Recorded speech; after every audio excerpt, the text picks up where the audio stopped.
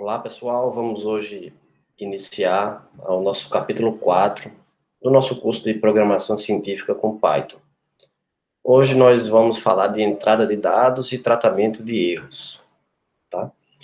Bem, até o momento, os programas que nós fizemos, nós não recebemos entrada do usuário, né? Os valores não são passados, digitados pelo usuário do programa que a gente escreveu, mas sim por nós mesmos. Então, por exemplo, naquele exemplo que nós implementamos para calcular a posição de um objeto, né, nós temos a equação, a velocidade inicial vezes o tempo, menos 0,5 gt ao quadrado, e aí a gente calcula a posição atual do objeto, né, baseado aí na posição inicial e no momento que a gente gostaria de ter essa posição. Para a gente calcular isso daí, o que é que temos que fazer? Temos que dizer quem é a velocidade inicial, quem é o g, quem é o t, todas as variáveis, não é isso? Depois jogamos na equação e aí imprimimos o resultado. Então, esse exemplo aqui, o y aqui é 1,23. Se a gente quiser calcular no tempo 2,5, por exemplo, temos que mudar aqui e executar novamente. E aí temos, certo, um novo valor. E por aí vai, né? E vamos sempre tendo que mudar e executar novamente, mudar e executar novamente. Bem, então, essas entradas, elas são fixas, no nosso caso aí, V0 e T. A gente tem que definir elas explicitamente. Para mudar qualquer coisa, temos que editar o código. Editar o código nem sempre é intuitivo para quem usa o nosso código. Então, dependendo do nível de programação, o usuário vai ter que entender de Python, de programação, para saber exatamente onde mexer, em que variável mexer, e ele pode, isso também é considerado uma má prática de programação, porque na hora que uma pessoa abre o seu código para mexer nos valores das variáveis, ele pode mexer alguma coisa que não deveria, e aí inserir erros no programa, tá? Então isso não é interessante. Então a regra é, leia os dados do usuário, tá? E evite editar o código. Bem, como é que a gente faz isso? Então, existem algumas formas de fazer, tá? E vamos ver todas elas aqui. A primeira que a gente já viu é fixar os valores no código, e já vimos que isso não é aconselhável, né? A segunda forma é pedir que o usuário digite esses valores. E aí, vamos ver como a gente faz isso. Vamos ver também como é que a gente pode ler os argumentos da linha de comando e como ler esses dados também de arquivos, tá? Então, isso vai ser a primeira parte aqui da nossa aula.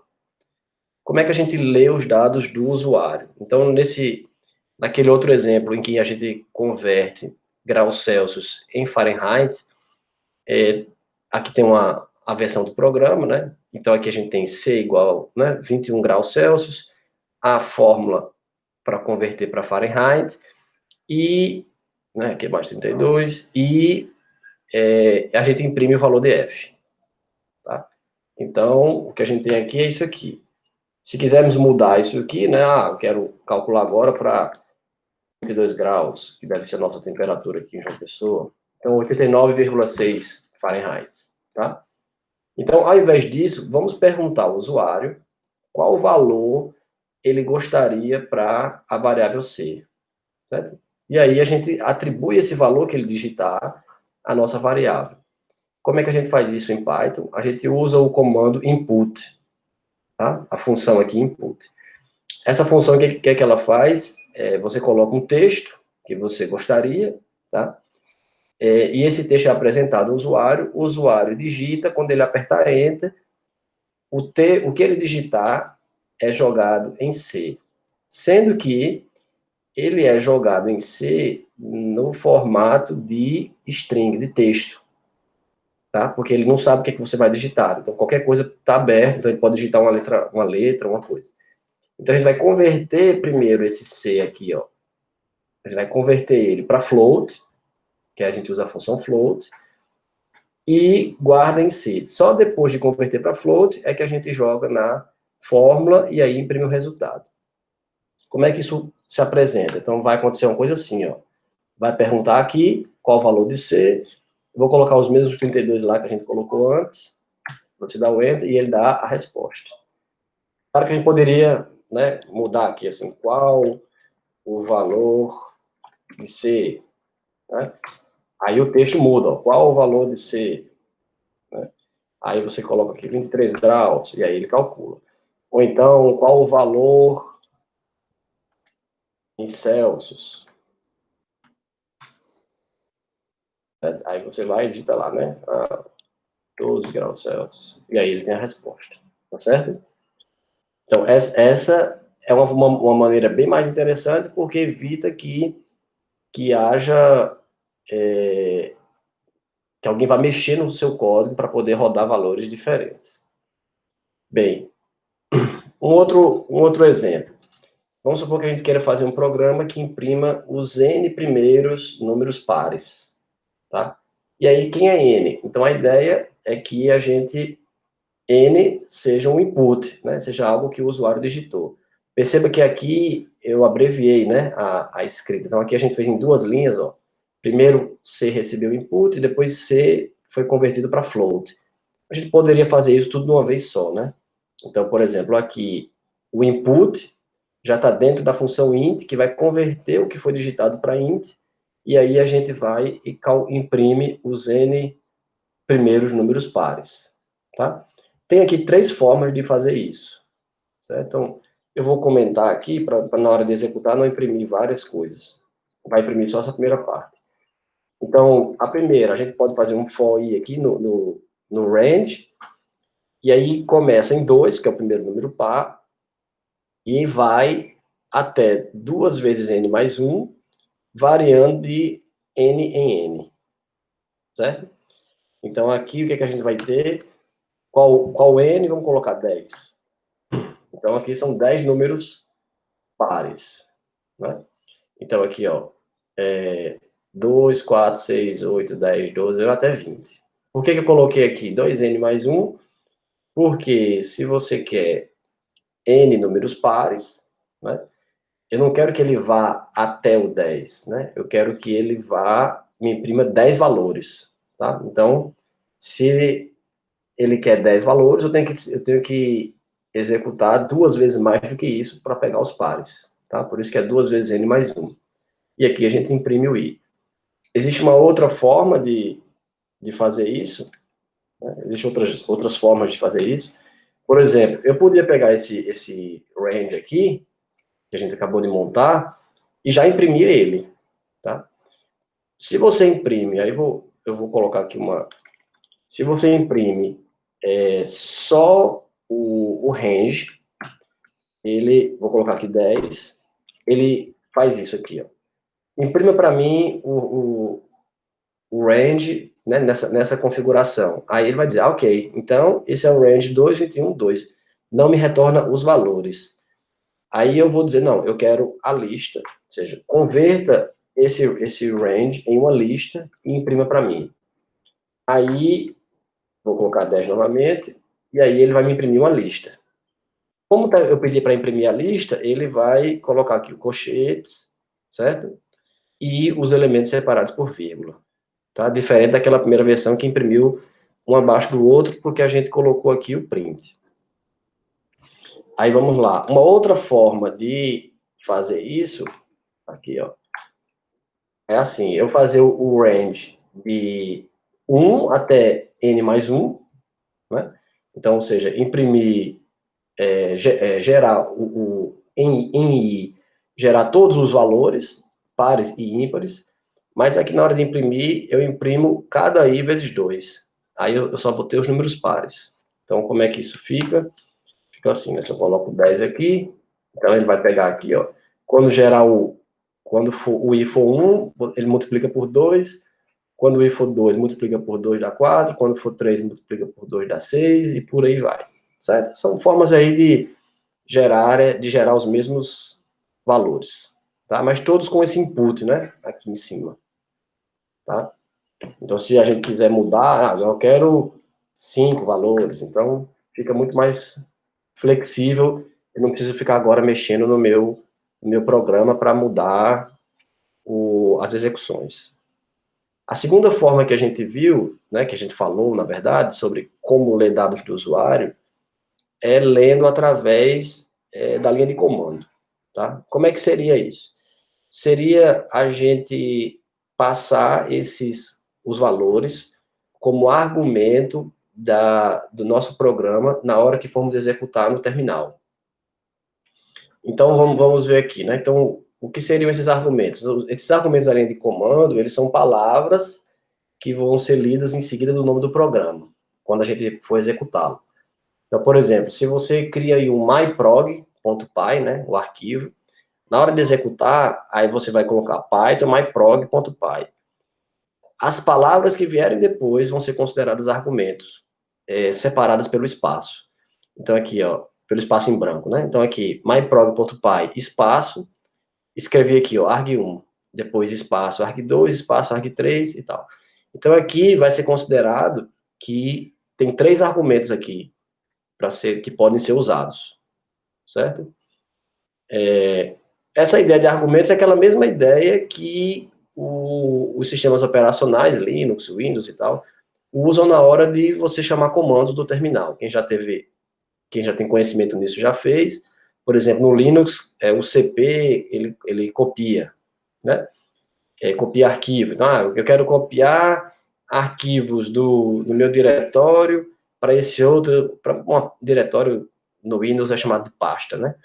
Então, copiar os arquivos desta pasta para dentro dessa outra pasta aqui, e esse "-r" indica que eu também quero entrar nas subpastas e copiar também as subpastas, por exemplo, né?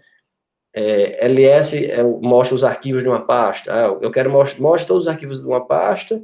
O "-l" é um argumento que diz e mostra em formato de lista detalhada. Então, ele faz uma lista detalhada com data, hora, data de mudança, aqueles atributos dos arquivos que estão dentro da pasta, certo? Então, ou seja, argumentos são comuns dentro dos nossos sistemas operacionais. Como é que isso poderia ser útil? Então, vamos lá. Aqui, vamos usar esse argumento para o nosso programa, né? Então, vamos supor aqui que a gente queira fazer o mesmo programa de antes, mas agora eu quero usar esses argumentos, tá? Os argumentos da linha de comando. Como é que a gente faz isso? Bem, o usuário vai especificar o valor dessa variável C, né, que é o que a gente quer a entrada, mas como argumento na linha de comando e após o nome do programa. Então, a gente vai chamar esse programa de celsius.py, por exemplo, e se você digitar celsius.py 21, ele vai usar o 21 como valor de C e vai imprimir na tela o 69,8, certo? Então, como é que isso é feito? Como é que a gente faz para chegar nesse ponto? Bem, os argumentos vou deixar isso aqui para vocês verem, mas os argumentos da linha de comando, eles são strings, uma após a outra. E o Python armazena essa string em uma lista que ele chama de sys.argv, certo? É um vetor de argumentos, né? Por isso que é o argv. Como é que a gente usa isso? Então, vamos lá. Nesse exemplo aqui, esse exemplo aqui, tá? Quando você chama assim, se você chamar Python celsius.py 21, isso internamente tem o seguinte efeito.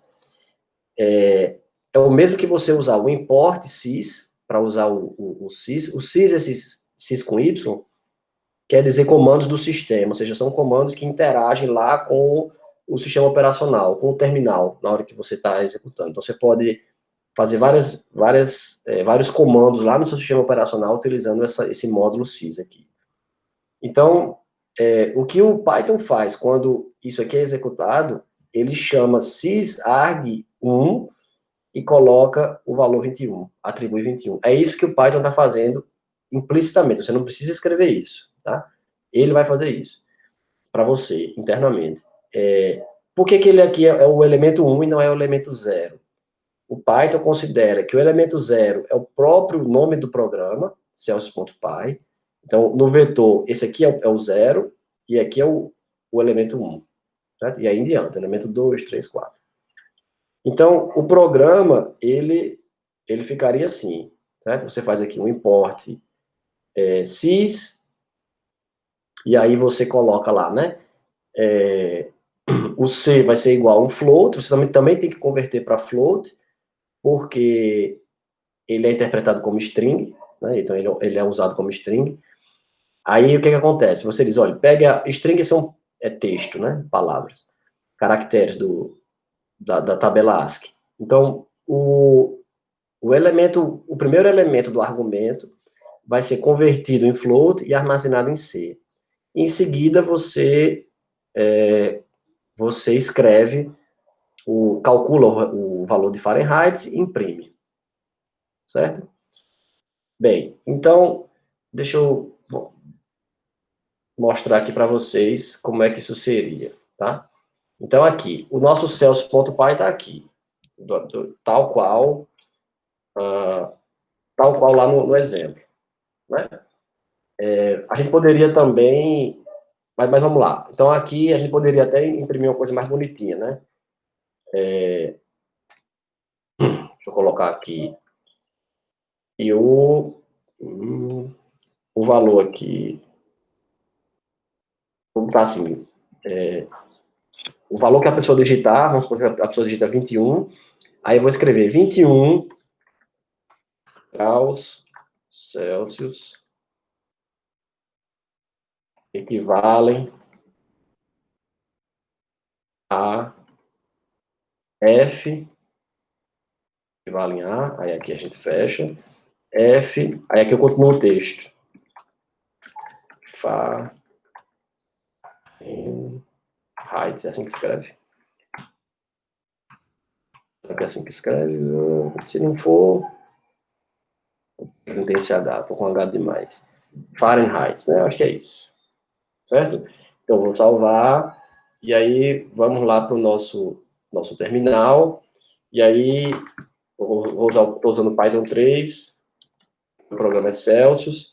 Vou converter 23. Então, 23 graus Celsius equivalem a 73,4 Fahrenheit. Por que isso é legal? Porque aí a gente pode mudar, 32. Então, agora, 32 graus Celsius equivalem a 89,6 Fahrenheit. Né? E aqui, sei lá, qualquer um aqui, 56 graus Celsius equivalem a 132,8 Fahrenheit. Então, fica bem mais prático. Você manda o seu programa para alguém usar que não entende de Python, você não precisa estar discutindo com ele detalhes do seu código, que variáveis ele tem que mexer e tal. Você simplesmente manda isso aqui, ó. Estou mandando para você um programa, Celsius.py, e você deve chamá-lo assim, tá? Python 3, Celsius.py, e aqui o valor do que você quer passar como entrada.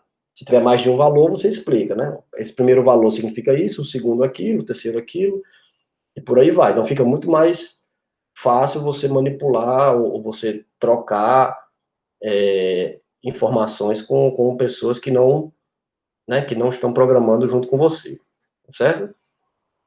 Pode também, vão ter casos também que você vai precisar de mais de um elemento, né, mais de um argumento. Por exemplo, na equação aqui de deslocamento de objeto, né, de posição do objeto, você tem aqui aquela equação, né? A posição do objeto no instante t vai ser S0 mais V0t mais 1 sobre 2at ao quadrado. Tá? Então, os dados de... Aqui ele não compilou. Pronto, beleza. Os dados de entrada, né? S0, que é a posição inicial, V0, que é a velocidade inicial, a aceleração, tem que ser constante, né? Aquele que é o movimento uniforme, né? Então, e o tempo, eles são variáveis que a gente precisa passar, certo? E a saída vai ser a posição atual. Então, qual seria uma forma de fazer isso? Então, vamos lá. Esse programa a gente pode chamar de location, né? Qualquer nome que você quiser dar. E aí você tem que definir qual vai ser a ordem, qual vai ser a sequência. Então, primeiro vai ser S0, depois vai ser V0, depois a aceleração e depois o tempo, certo? E aí ele vai imprimir o resultado. como é que você faz isso em Python? Você coloca o import sys, né, não pode esquecer, e aí cada variável você vai convertendo da lista de argumentos. Então, você está dizendo aqui que o S0 é o arg1, né, o primeiro, o segundo é V0, o terceiro é o A, e o último o quarto argumento é o T, todos convertidos para float. Depois joga na sua equação e imprime o resultado, certo? Então essa é a ideia, simples, né? Mas muito, muito prático. Uma coisa também que eu gosto e eu também uso isso para estimular os alunos a usarem esse formato, é que também te dá muita flexibilidade. Então, você quiser, por exemplo, fazer um programa que vai computar centenas de valores, né? Então, você pode pegar, abre um arquivo texto seu, né? Copia as centenas diferentes formas de calcular o seu programa, copia aquilo, cola lá no terminal. Se for um Linux, você pode mandar o Linux executar esse seu texto, e aí cada linha do texto chama o seu programa com entradas diferentes. Aí você bota ele lá e ele fica rodando um dia, 2 dias lá, dependendo do tamanho da sua execução, e ele vai executando para diferentes entradas, né? Então isso é bem interessante, eu costumo usar isso bastante, né? Posso depois também mostrar isso para vocês com mais detalhes. Bem, e aí a outra forma é usando arquivos. Então a gente pode tanto escrever resultados em arquivos, como também ler dados que estão dentro de arquivos, que aí é outra forma também extremamente útil, né, para utilizarmos nos nossos problemas, tá? É muito mais comum você encontrar os dados em arquivos do que pedir para um usuário digitar. Então, você quer fazer uma análise de procurar padrões dentro do DNA de um inseto. Então, aquilo ali você não vai pedir para ninguém digite o DNA do inseto, né? Então, vai estar dentro de um arquivo lá gigante, e aí você faz o seu programa em Python, que abre aquele arquivo e processa tudo, né? E aí você faz a computação em cima disso. Vamos supor que tem um arquivo com esses valores aqui, né? Um abaixo do outro, né? Um valor por linha. Então, a gente pode escrever isso no arquivo, né? Por que eu vou escrever aqui no arquivo? Porque aí eu escrevo aqui no arquivo e meu programa depois vai ler esse arquivo, né? Então, é melhor do que eu copiar e colar dentro usar o bloco de notas e copiar e colar, né? Mas podia fazer isso também. Um editor de texto e copiar e colar lá. Então, para escrever no arquivo, a gente faz o seguinte. Eu vou deixar aqui aberto para vocês verem. Bem, então, primeiro, eu uso a função open. Essa função open, ela abre o arquivo, né? É bem intuitivo esse nome. Todo sistema operacional, ele exige isso. Para algum programa mexer num arquivo, ele tem que pedir para abrir. Aí ele pede para abrir, o sistema operacional autoriza, e aí depois você pode escrever, e aí é importante depois você conseguir fechar, tá? Você precisa fechar o arquivo, tá certo? Quando você fecha o arquivo, isso permite que você que outra pessoa abra o mesmo arquivo. Bem, então, imagine aqui que você tem o arquivo, né, de dados, e como é que você escreve esse arquivo, quer dizer, desculpa, se você tem esses dados aqui, como é que você escreve eles no arquivo? Então, primeiro, a gente tem que fazer um open, certo, desse arquivo. Todo sistema operacional exige isso, que você, na hora de um programa acessar esse arquivo, você tem que pedir para abrir, tá? E depois, quando você terminar de usar, você não pode esquecer de fechar o arquivo. Isso impede, por exemplo, que dois programas estejam escrevendo simultaneamente no mesmo arquivo. Então, se dois programas pedirem, o primeiro arquivo que executar o open vai ganhar o acesso ao arquivo, e o segundo programa só vai conseguir acessar depois que o primeiro fizer o close, tá certo? Então, isso é importante. Então, vamos lá. Aí, você faz o open e dá o nome do arquivo que você quer abrir. Se o arquivo já existir, você vai abrir aquele arquivo que existe. Esse open do Python também, ele já vai fazer isso para você. Se o arquivo não existir, ele vai criar esse arquivo. Então, ele vai criar o data.txt, que eu chamei aqui, e esse W indica que você quer abrir esse arquivo para escrever, certo? E em seguida, você coloca o texto que você quer escrever. Então, aqui eu coloquei 21.8, né, e a sequência, certo? Disso daí. Essas aspas aqui, ó, triplas, né, ela indica que vai ser um elemento por linha, tá certo? Que esse meu enter aqui significa que cada linha vai ter um valor desse. E depois você faz o close. Então, eu executo aqui, ele já criou esse arquivo e já escreveu nele. Na hora de ler, é uma coisa, uma forma semelhante, mas tem alguns detalhes a mais, né? Vamos lá, existem formas diferentes de fazer isso. Então, a forma básica é, você usa o open, tá? E cria um objeto para manipular esse arquivo.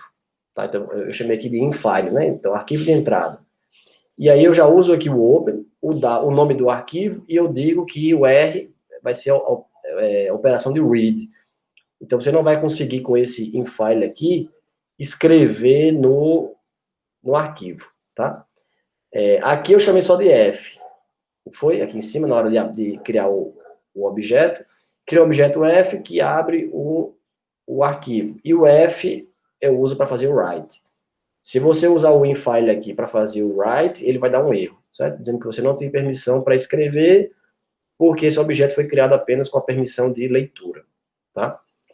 O que é o mais comum, né? Uma das formas comuns de acessar esse arquivo é você usar um for, e aí cada execução do for vai ler uma linha do arquivo. Então você faz for line, que é o nome do objeto aqui para linha, in, né, ou seja, in file. Então o que é que está dizendo? Para cada linha dentro do arquivo in file que eu criei aqui, faça. Aí o seu objeto line aqui, ele vai ser processado. Então aqui você vai colocar no lugar desse comentário aqui o que você quer fazer com cada linha do seu arquivo, certo? Terminou o for, vem aqui em File Close. Tá? Então, essa é a forma básica de fazer isso, né? Então, como é que vamos lá computar os valores de uma linha? Né? Então, vamos pegar esse arquivo que a gente acabou de ler. Desculpa, que a gente acabou de criar. Então, primeiro a gente faz o infile, e aqui a gente tem o open, né? Data txt dizendo que eu vou ler e vou calcular a média. Então, eu começo dizendo que a média é 0, aí eu faço o for line em file. Então, para cada linha, o que eu vou fazer? Vou pegar o valor da linha, converto em float, porque o arquivo é sempre texto, tem sempre que converter para numérico, converto para float e guardo aqui nessa number.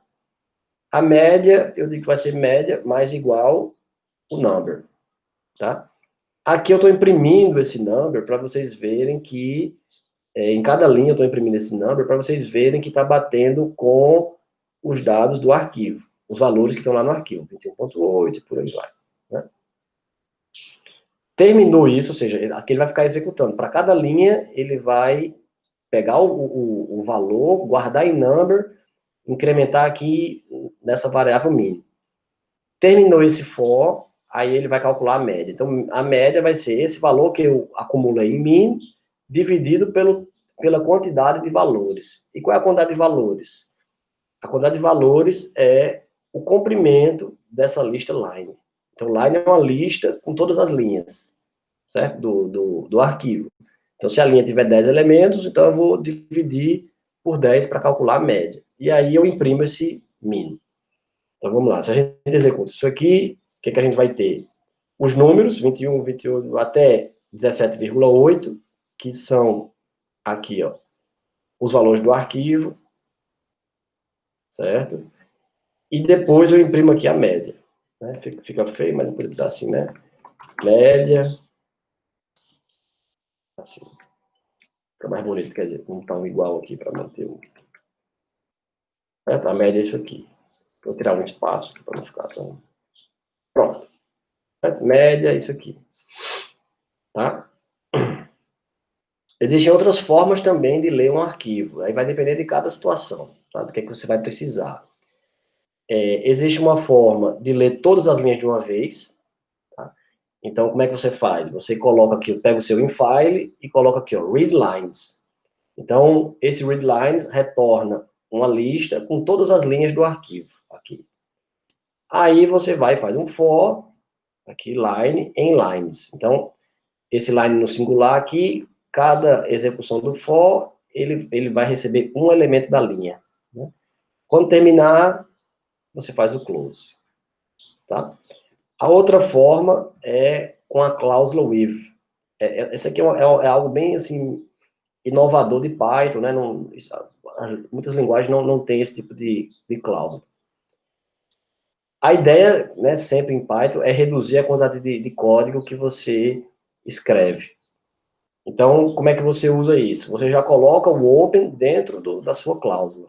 Tá? Você não cria aquela linha a mais. Então, você faz assim, ó. Com, né, que o with em português é com, né?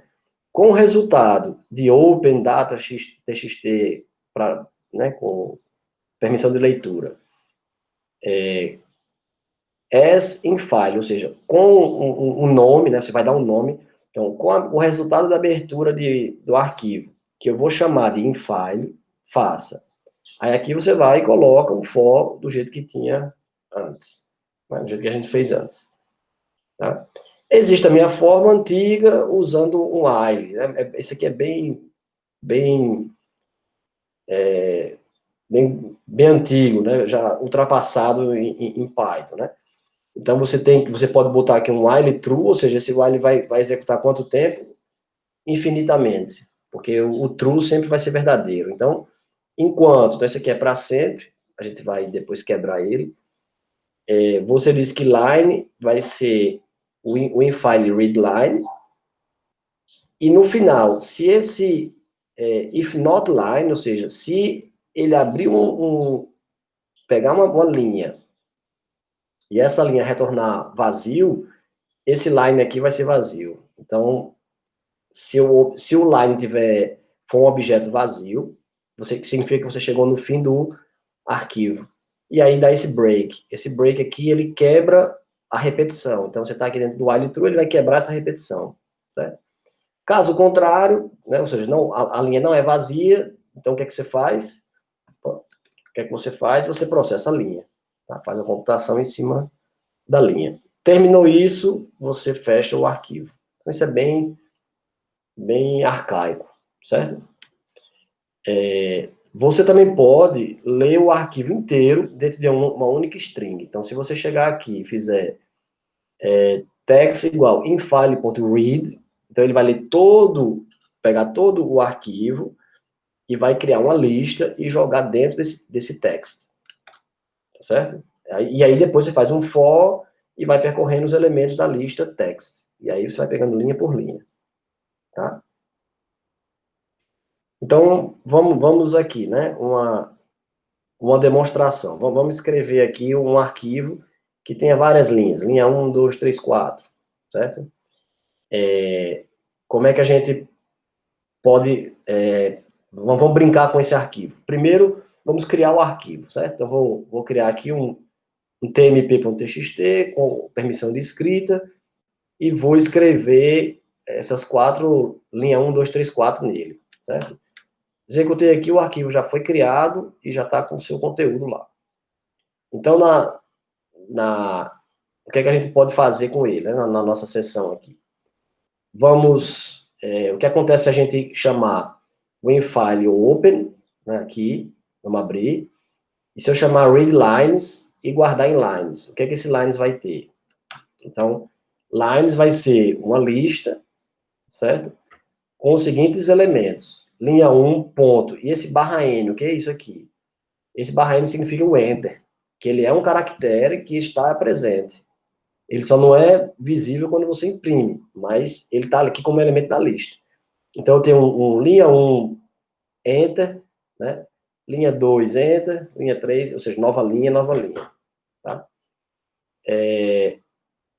A gente também pode fazer, se você fizer um readline, ele vai te dar a próxima linha. Como você já percorreu todas as linhas aqui, certo?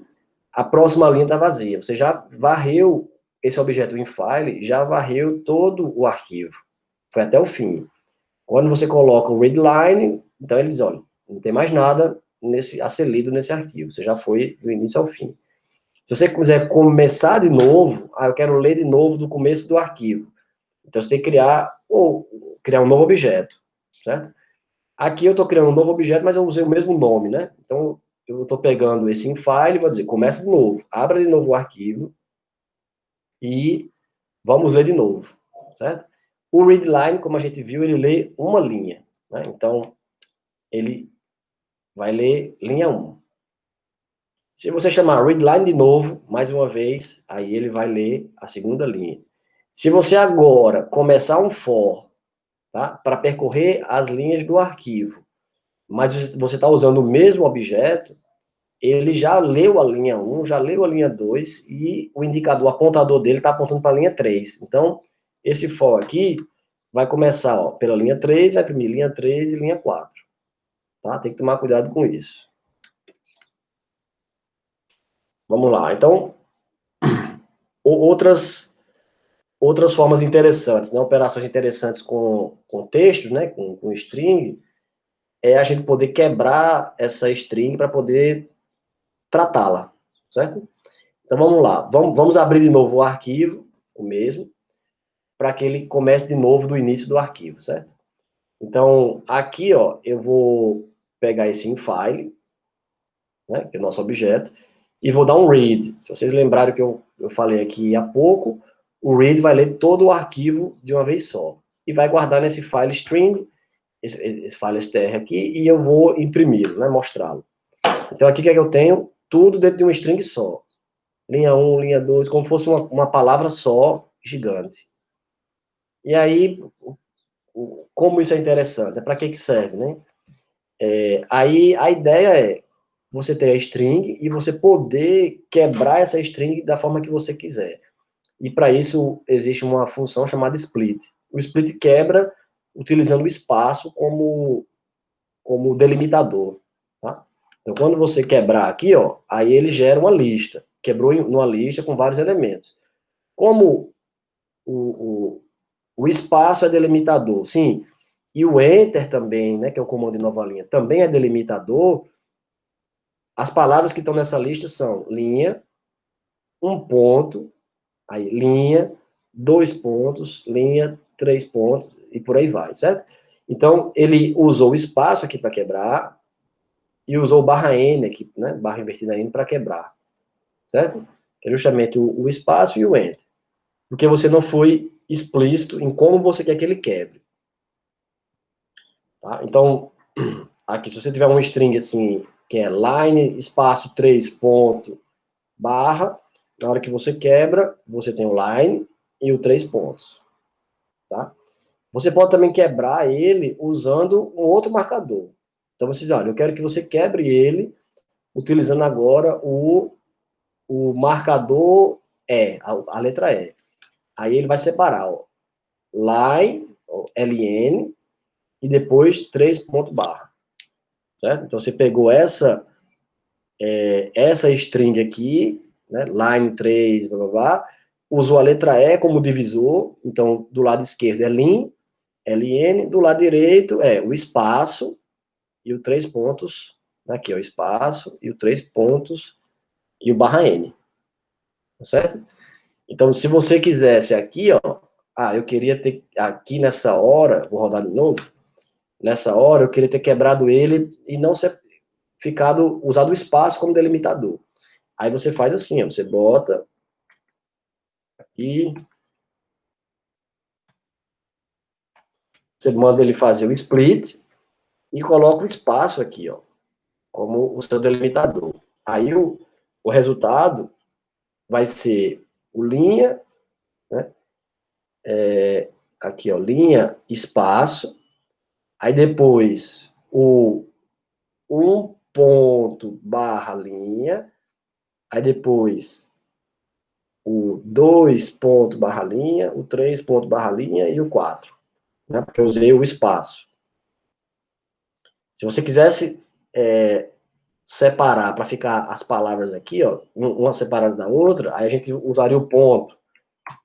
Aí eu tenho, ó, linha 1, depois Enter, né? Nova linha. Linha 2, Enter. Linha 3, Enter. Linha 4. Né? E no final, um outro Enter. Tá? Então, essa é a ideia do split. Né? Então, é bem útil aí quando a gente for trabalhar com eles.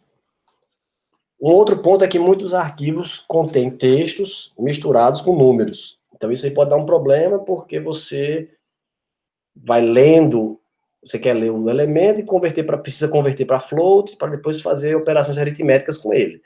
Mas aí, quando tiver assim misturado, né? Então, tanto tem um cabeçalho aqui, como tem o mês e o valor. Aqui é média de chuva em Roma, né, durante esse período aí, certo? Nesses meses. Então, eu tenho aqui janeiro, fevereiro, tá, certo? Então, e o valor. Então, a coisa está misturada. Como é que a gente pode fazer isso? Então, vamos lá.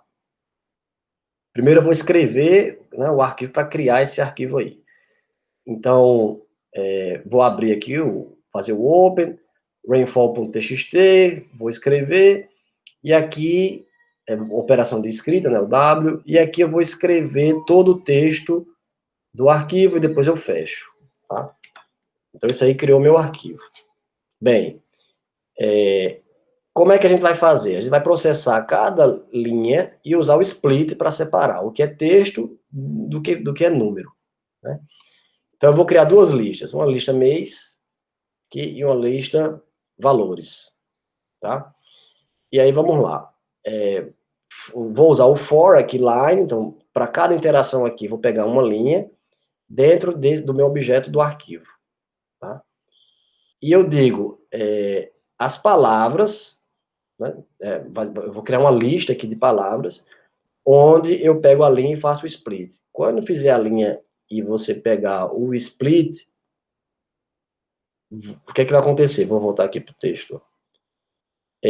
Primeiro que ele vai pegar, isso aqui é uma linha também. Ele vai pegar isso aqui e vai quebrar em vários elementos da lista, separados por espaço. E o seguinte, cada linha dessa vai ser guardada na lista com dois valores. O primeiro valor é o mês, o segundo valor é a média de chuva daquele mês.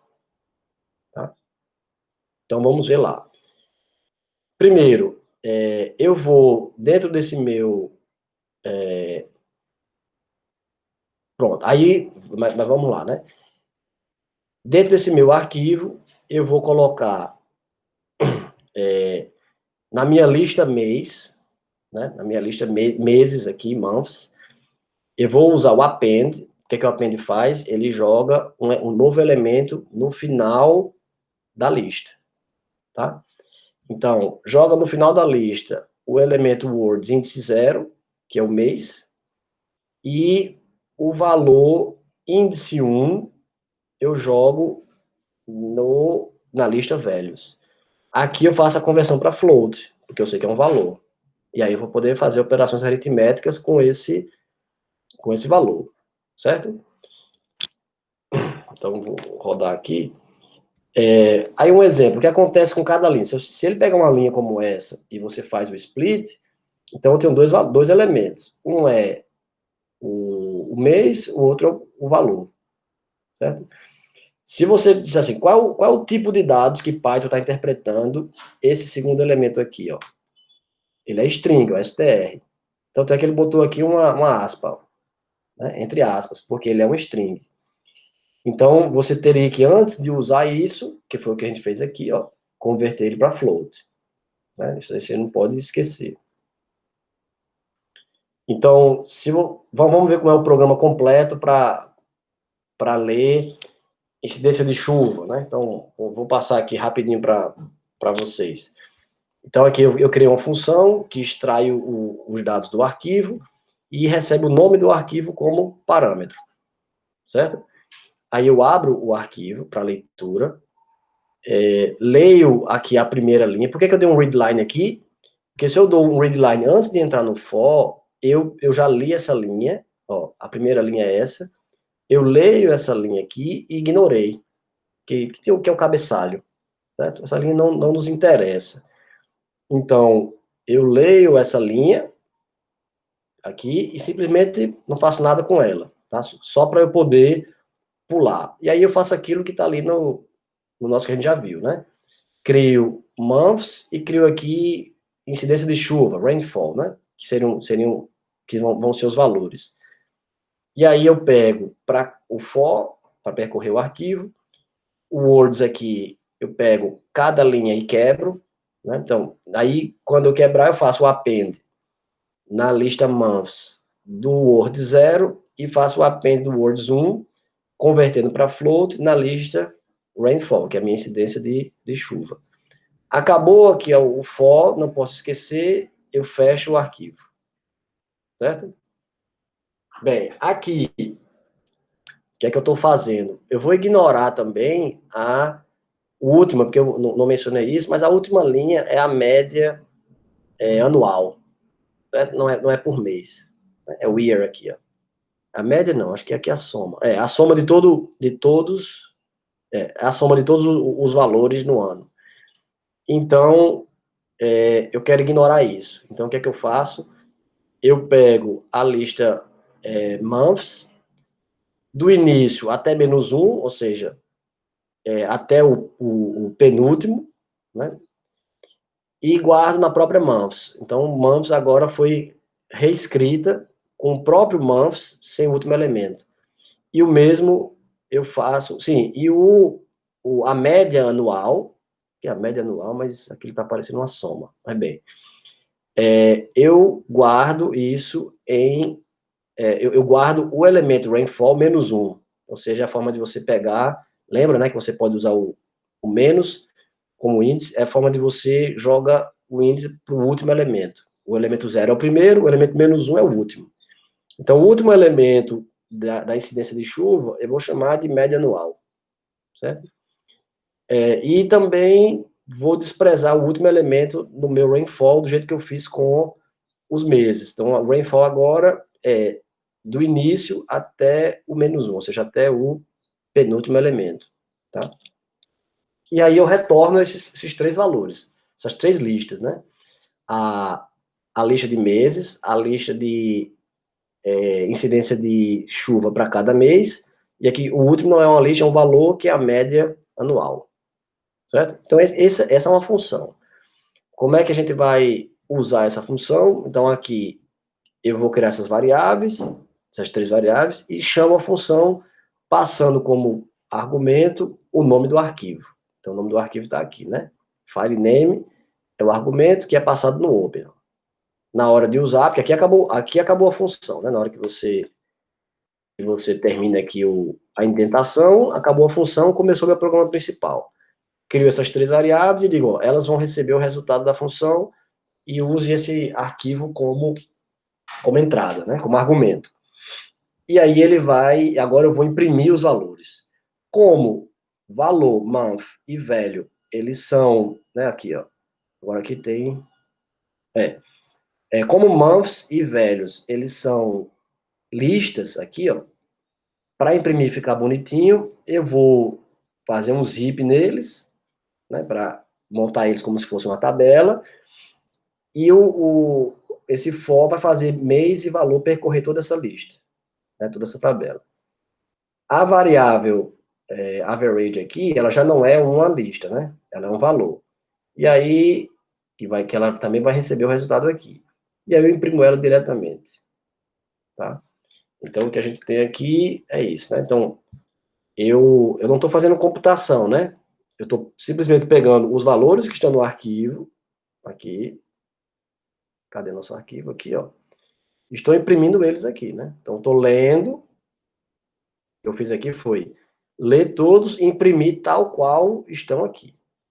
Se você quiser fazer, eu quero fazer um programa que calcule o total de chuva naquele ano, aí você tem que pega na hora que você está lendo aqui, em vez de fazer um append dele, você vai somando e no final você vai jogar na lista o resultado final, né? Então tem que fazer uma computação aqui com os valores, que a gente não está fazendo, tá? Bem, uma outra forma bem interessante, que eu particularmente uso muito, é tratar com arquivos no formato que é chamado CSV, tá?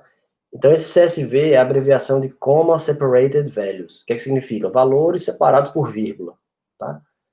Sendo que não é só vírgula que é permitido, qualquer caractere de espaçamento, você pode usar como espaçador, né? Então, a ideia eles contêm tabelas e que separam as colunas por um marcador.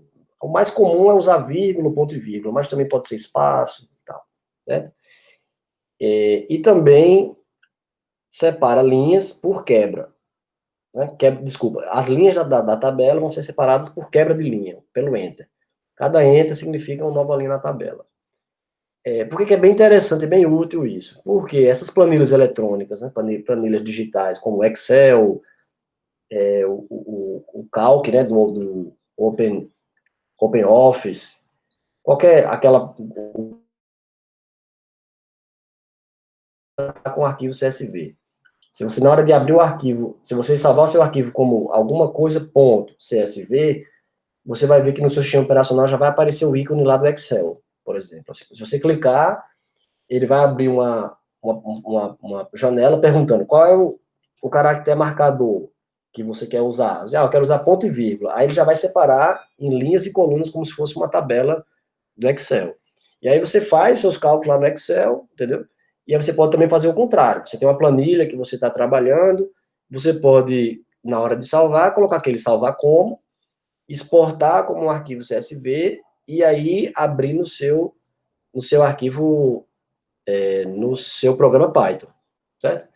Eu fiz aqui um exemplo para compartilhar com vocês, tá? Então, deixa eu clicar aqui, deixa eu ver se ele vai abrir, vai, né? Pronto, eu cliquei, claro que está muito pequeno.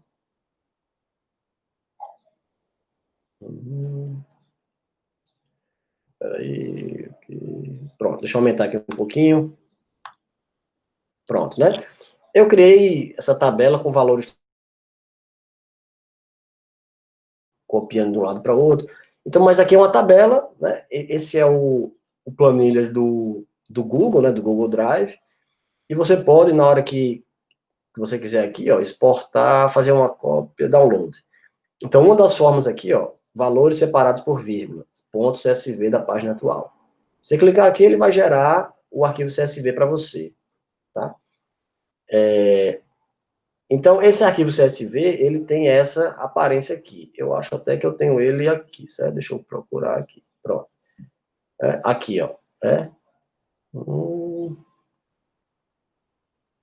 isso. Tá aqui, né? Ele tá todo separado por vírgula, né?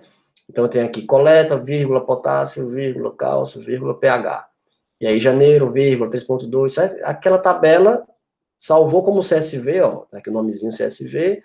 Ele vai gerar um arquivo nesse estilo aqui, tá? Mas, isso aqui, para a gente, isso aqui é meio confuso de ler, né, e entender, porque fica muito coladinho no outro, a aparência não tá boa, mas para o Python isso é mão na roda, tá certo? Vamos lá.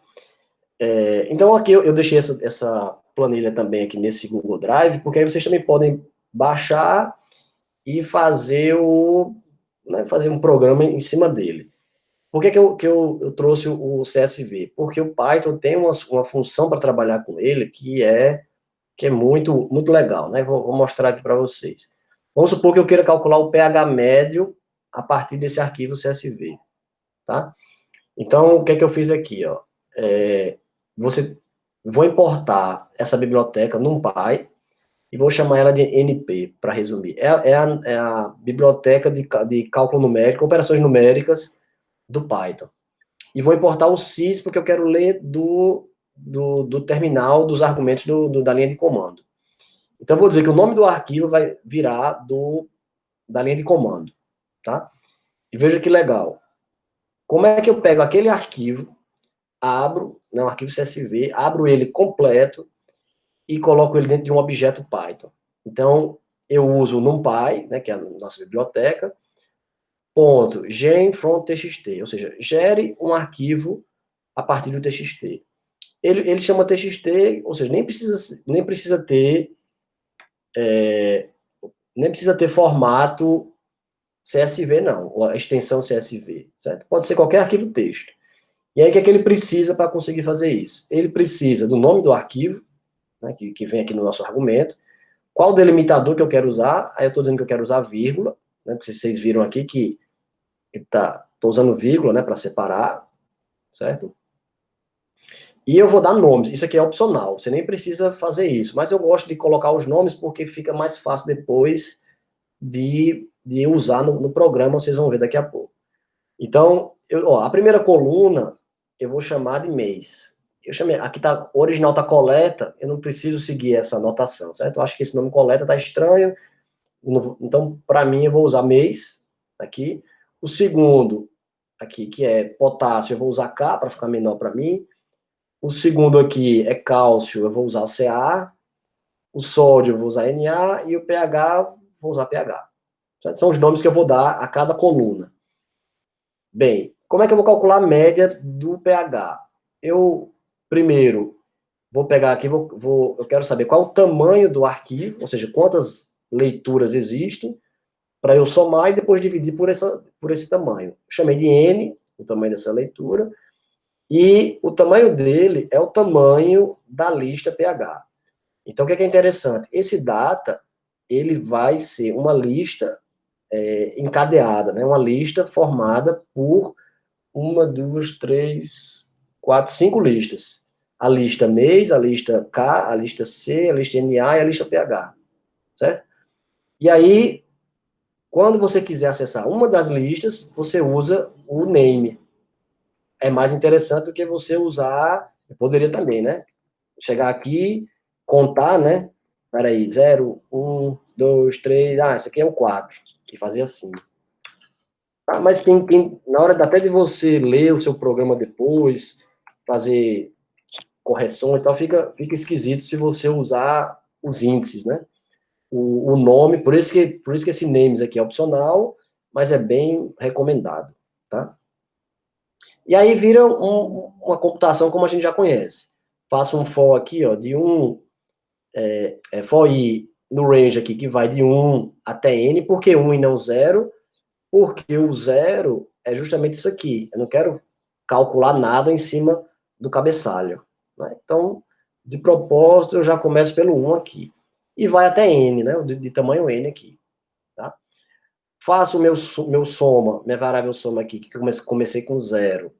Acumular, então ele vai somando todos os valores. Quais valores? O pH, o data pH, ou seja, a lista pH, índice i. Então aqui vai pegar o elemento 1, depois o 2, o 3, até n-1, certo? Terminou isso aqui, a minha média é essa soma dividido pelo n, que é a quantidade de elementos. E aí eu imprimo aqui que o pH médio é esse, tá certo? Deixa eu mostrar para vocês como é que isso funciona. Então aqui tem dois truques, né? Duas coisas interessantes no meu ponto de vista. Primeiro, usar o nome do arquivo como argumento e usar essa função Python para abrir e mastigar, né? Vamos falar assim, né? De mastigar todo o arquivo para a gente, quebrar tudo em pedacinhos e já deixar organizado. Lembrem, não esqueçam que aqui eu tenho que converter para o float, né? O elemento do meu arquivo, porque todo arquivo vem como texto, originalmente. Como é que isso funciona? Então, deixa eu mostrar aqui a vocês. Eu acho que é esse aqui.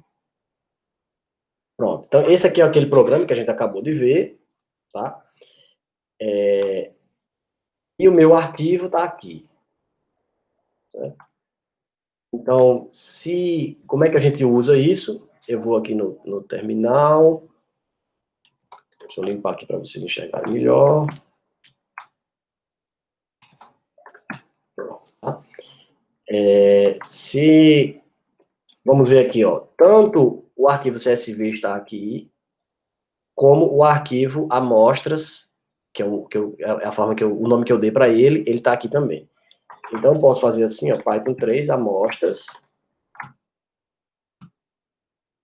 .py, e amostra água.csv. Então, o que é que ele faz? Sim, eu estou imprimindo aqui os valores, né? Acho que eu coloquei um print ali, eu vou mostrar a vocês. Então, eu mostro todos os valores aqui de pH e no final eu imprimo a média, certo? Então, aqui, ó, tem... Cadê? Deixa eu salvar aqui, talvez não esteja salvo. Acho que tinha um print e eu removi, deixa eu rodar de novo. Pronto, agora só dá o pH médio, né? Tem um print eu apaguei e não salvei. Se vocês... eu queria agora a média de potássio. Eu podia colocar aqui. Claro que vou colocar aqui também. Aí quando você executar, ele vai dar aqui a média do potássio, né? Certo? Isso aqui é bem útil, tá? Bem, escrever em arquivo tá aqui, né? Descrito, mas a gente já falou sobre isso, né? Já mostrou, não tem muito mistério, né? Então abrir o objeto com o Wzinho aqui no final, e no final, e aqui em cada escrita, é interessante você colocar aqui o texto, e é bom também você botar o /N para ele pular a linha, certo? Senão ele não vai entender que você quer saltar. Se você quiser também escrever uma tabela em um arquivo, então, aí a gente tem uns truquezinhos para fazer isso, né? Então, vamos supor que você tenha uma lista encadeada, né? Ou seja, linhas e colunas. Então, você tem aqui um data, que é uma lista de listas, né? Então, aqui nesse data, ele começa aqui, né? Ele começa aqui e acaba aqui, ó, no final. O primeiro elemento é uma lista, que acaba aqui. Segundo elemento, outra lista. Por aí vai. Como é que a gente escreve isso? A gente organiza aqui o nosso for, né? Então, vamos lá. Vou criar um objeto que vai escrever nesse arquivo. E aí eu faço dois for. Um para percorrer a linha no data, e o outro, que eu vou chamar de coluna, vai percorrer os elementos de cada linha. E aí a gente faz um write e escreve o elemento da coluna. Certo? Quando terminar aqui, ó, terminou de escrever uma coluna inteira, aí é importante você chegar no arquivo e mandar um write /N, ou seja, pule a linha, para ele poder fazer isso aqui. Escreve uma linha, e depois dá um enter, escreve a próxima linha. E aí, a tua lista encadeada, que originalmente estava assim, no arquivo ela vai ficar assim. Se você salvar isso, até dessa forma, como espaço, e usar aquela função de gerar a sua lista como dados, e usar o espaço como delimitador, porque aqui eu usei o delimitador, vírgula, né? Eu poderia também fazer assim, ó, colocar um espaço. Tá? Aí, se você faz isso aqui, essa linha, né? Esse comando aqui, só essa linha, ele transforma o seu arquivo, que está nesse formato, nesse formato aqui. Exatamente assim, certo? Se você também pode, na hora de escrever aqui, colocar ponto e vírgula, ou colocar vírgula como separador, e salvar como CSV, certo? Quando você abrir no Excel, por exemplo, você clicar nele, o sistema operacional já vai salvar ele, entender que ele é uma planilha, já vai abrir no Excel diretamente. Bastaria que aqui, em vez de data, você usasse CSV. Aí ele já vai abrir isso no Excel. Isso é bem interessante também. Tá? Outra coisa interessante é a gente observar que até agora o nosso programa não aceita entradas diferentes das esperadas. Então, se a gente está esperando que o usuário digite um número, se ele não digitar um número, a gente vai ter um erro, vai ter um problema. Que problema vai ser esse? Então, nesse exemplo aqui, se a gente espera que o usuário digite um número como argumento aqui na linha de comando, após a chamada do programa dele, e ele não fizer, vai aparecer uma coisa estranha aqui, uma mensagem nesse estilo, tá?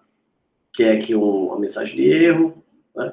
Onde ele diz que na linha 2 do nosso programa, a gente tentou fazer isso aqui, ó, float, ou seja, transformar o argumento 1 em um float e o argumento 1 aqui é vazio. Então, isso aqui foi um erro. Aí ele chama o erro de índice, index erro. Por quê?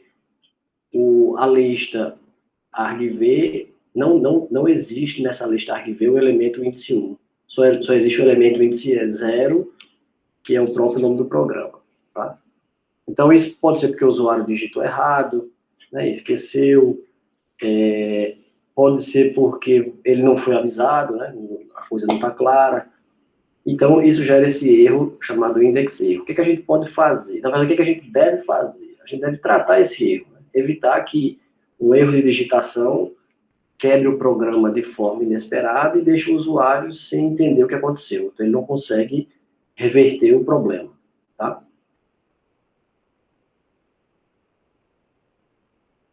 Como é que a gente pode fazer isso? Uma forma é, por exemplo, a gente colocar uma mensagem de teste aqui, onde a gente testa o tamanho da lista sysargv e diz o seguinte, olha, se ela for menor do que 2, significa que o usuário esqueceu de digitar um argumento. E aí a gente escreve uma mensagem para eles, ó, você falhou ao providenciar um argumento na linha de comando. Ou então diz assim, olha, na próxima, pode dizer assim, né? Colocar algo assim, ó. Você deve executar. Aí coloca assim, né? Python 3, C2F, CM1, if, ponto py, e aqui n, onde n é o valor esperado, alguma coisa assim, né? Então, se você faz assim, fica uma coisa mais clara para o usuário. Então, ele vai digitar o seu programa e vai receber uma mensagem que vai, de certa forma, ensinar ele como usar o seu programa. Fica uma coisa mais simples. Aí você bota esse if, se der a mensagem de erro, você mostra isso, e você chama o próprio módulo sys e dá um exit. Esse exit aborta a execução do seu programa. Ele finaliza, não prossegue. Tá? Caso contrário, se o argv for maior do que 2, maior ou igual a 2, ele vai conseguir computar, né? Aqui tá faltando justamente aquela linha, né? Que é aqui, ó. Desculpe aí, esqueci de botar isso aqui, né? Então, aqui que é float, né? Aqui, sys.argv. Aí a gente calcula o valor de C, em seguida joga ele na fórmula e depois imprime C e F. Não é assim? Então, aí fica uma coisa mais, né, mais interessante. Então, até corrigir aqui, ó, porque eu tinha colocado no texto original em inglês, mas aqui a mensagem que vai sair é assim. Tá? Uma alternativa a isso, que é mais interessante, ela é mais sofisticada e também é versátil, é a gente usar um comando do Python para tratar essas exceções, que são chamados de esses erros que acontecem sem esperar, né? O Python existe um bloco de comandos chamado try except, feito simplesmente para isso, dedicado a essa tarefa. Qual é a ideia? Você usa um try, 2 pontos, e aqui abaixo os comandos que você gostaria de executar, certo? E o except é as mensagens de erro, caso alguma dessas instruções aqui não possam ser executadas por algum motivo, certo? Quase todas as linguagens de programação atuais, elas têm uma coisa semelhante para tratamento de erros, tá? Porque é muito comum. Tá? Então, vamos testar aqui.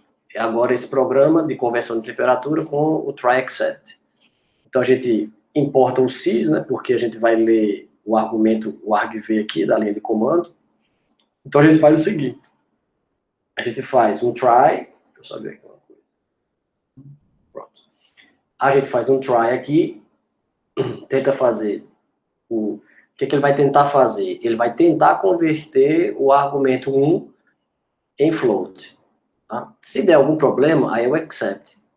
E aí a gente vê com aquela mensagem de erro, que aí eu posso corrigir aqui, né? Deixa eu ver se ainda está no meu. Né? Para ficar um padrão.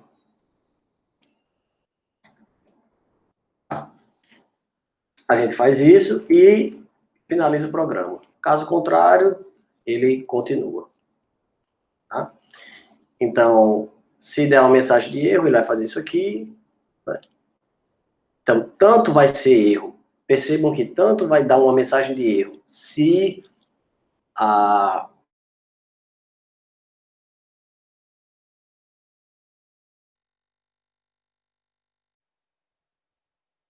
mensagem errada, né, de erro.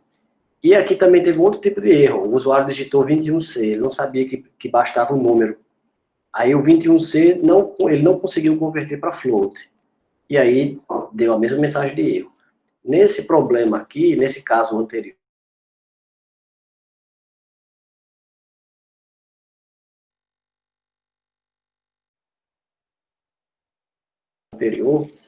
a gente só está considerando o problema do usuário não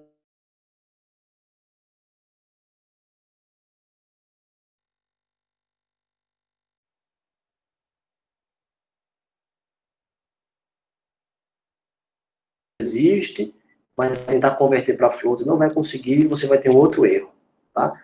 E o try, por isso que a gente diz que ele é mais sofisticado, né? Porque ele vai dizer, olha, tente qualquer tipo de erro me jogue para esse bloco except, tá?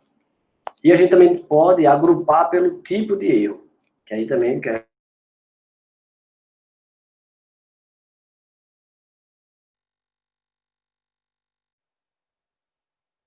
a gente fala do nosso código.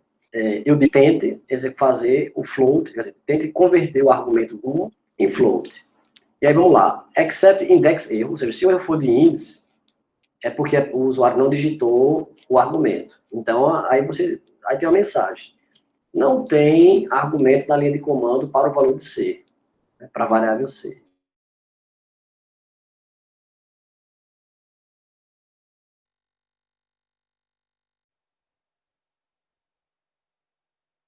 Tipo, né, é um erro de valor. A float não conseguiu. E aí vem uma segunda mensagem. C deve ser um número puro. Não, e aqui ó, um string e o sysarg1.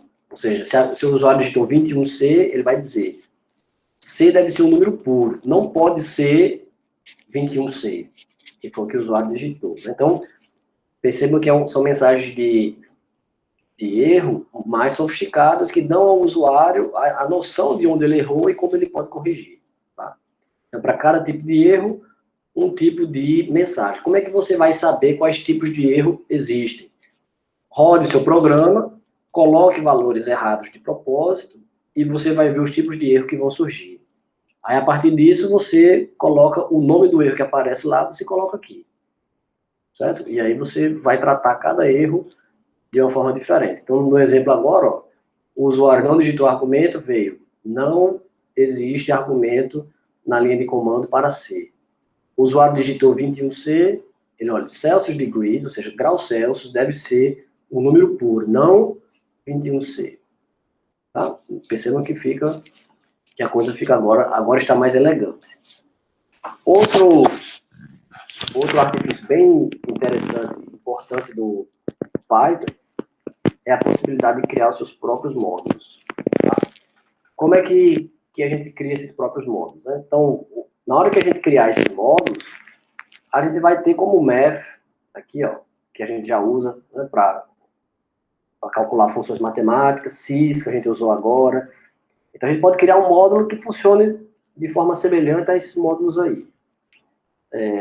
Quando você vai usar o math, por exemplo, você pode, não, from math, import log. Então, ou seja, importe a função log que está dentro do módulo math. Tá? Aí você já pode colocar aqui um rlog6. Então, esse log aqui é uma função que está lá no módulo math. Então, como é que você faz isso? Né? Como é que a gente faz isso?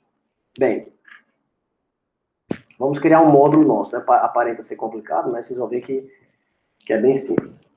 Então, imagine que a gente queira criar as seguintes fórmulas, tá? São fórmulas para cálculo de juros, certo? E juros sobre juros, essa coisa toda. Juros ao longo de um ano, né? Então, juros em cima de um valor que é computado dia a dia, tá? Bem, então, a gente tem 4 equações, né? Não precisa a gente entrar em tantos detalhes nelas, mas vamos supor que seja a sua missão, né? Sua tarefa seja criar um módulo com essas funções estatísticas aqui, tá? Então, o A0 é o montante inicial que a pessoa vai ter, né? O dinheiro que a pessoa colocou lá na conta, e aí uma dívida que a pessoa tem, né? Vamos pensar em dinheiro que é mais otimista, né? O dinheiro que você colocou na sua conta, e aí tem um percentual aí de juros, a quantidade de dias que vai ficar na sua conta, e quanto é que você vai ficar no final, né? Ao passar desses N dias. Então, vamos lá. Primeiro, a gente cria um arquivo, né? Vamos criar nosso módulo para isso. Esse arquivo vai ser um arquivo como um arquivo Python qualquer, sendo que ele só vai ter funções, não vai ter um programa principal. Então, aí você escreve suas funções. Aqui a gente está importando log e ln, quer dizer, está importando a função log e chamando ela de ln, porque aí a gente vai usar ela aqui, ó. Né? Na equação 3 ele tem o ln aqui, ó. Tá? Bem, então a primeira equação é essa daqui, ela é A0 vezes A1 mais P dividido por 360 vezes 100, tudo isso elevado a N, que é isso aqui, ó. Né? A primeira equação.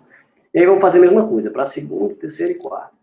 A primeira a gente chama de present amount, quer dizer, a quantidade, né, hoje, a quantidade inicial, initial amount, quantidade de dias e a taxa anual. Certo? Aqui retorna esse taxa anual retorna qual é os juros que você está pagando, né? Então, quem quiser fazer investimento aí, pode implementar esses módulos e fazer simulações para ver quanto seu dinheiro vai render, né? Ou então, quanto você vai pagar de juros no cartão de crédito, se você deixar a sua conta lá no vermelho, né? É bom também saber. Então, como é que a gente cria esse módulo? A gente pega esse arquivo e aqui eu vou chamar de interest.py. Tá? Podia ser qualquer nome, né? A gente criou isso aqui. Quando você salvou interest.py, ele já é um módulo Python. Só o cuidado que você tem que ter é que na hora que você for importar ele aqui, você tem que colocar ele na mesma pasta do programa Python que vai usar ele, porque aí o Python encontra. Tá? Outra forma é copiar esse seu arquivo módulo dentro das pastas Python e tal, mas é um pouco mais complicado, eu acho que não faz sentido. Não tem necessidade agora de você aprender isso. Basta você transportar esse seu arquivo .py junto do seu projeto com os arquivos que você está fazendo que vão utilizar esse módulo. E aí, depois que você criou essa função, aí vamos supor que você queira usar. Mas, eu quero saber quanto tempo leva o meu dinheiro dobrar. Né? Aí, vamos lá. Você chega lá e diz, ó, from interest, que é o seu módulo, import days. Certo? Aí aqui você vai ter, deixa eu executar para ele não dar erro embaixo. Aí aqui eu digo, eu estou com uma quantidade 1 de dinheiro, eu quero saber quanto tempo leva para eu chegar na quantidade 2, e o meu percentual aqui é de 5% de taxa de crescimento, né? Então, quantos anos leva? Opa. Aqui não vai executar, desculpa. É porque eu salvei esse módulo aqui, né? Esse arquivo, e nessa ferramenta aqui, Jupyter, que eu estou usando, eu não consigo acessar eu teria que salvar esse arquivo na pasta lá do Jupyter, tal, que ele não está lá salvo, né? Então, isso aqui não vai ser visível, tá? Mas, vamos lá. Aqui, quando você diz assim, ó, from interest import days, você está dizendo que você vai importar só essa função aqui, days. Certo? Lembrando que você poderia colocar aqui também tudo, né? Aí ele traria tudo, você poderia usar todas as funções, né? Ou então, simplesmente, você poderia botar import assim, né? Aí ele traria tudo, sendo que aí você teria que colocar aqui, ó, interest.days, certo? Ou então, você fazia assim, ó. Não, yes. Assim, ó. Tá? Import interest ST, ou seja, eu vou chamar ele de T, para ficar mais abreviado para mim. E aí você vai usar aqui, ó, t.days para executar essa função, t.presentAmount para executar essa, e por aí vai. Certo? Fez isso, o seu módulo existe e já está sendo criado.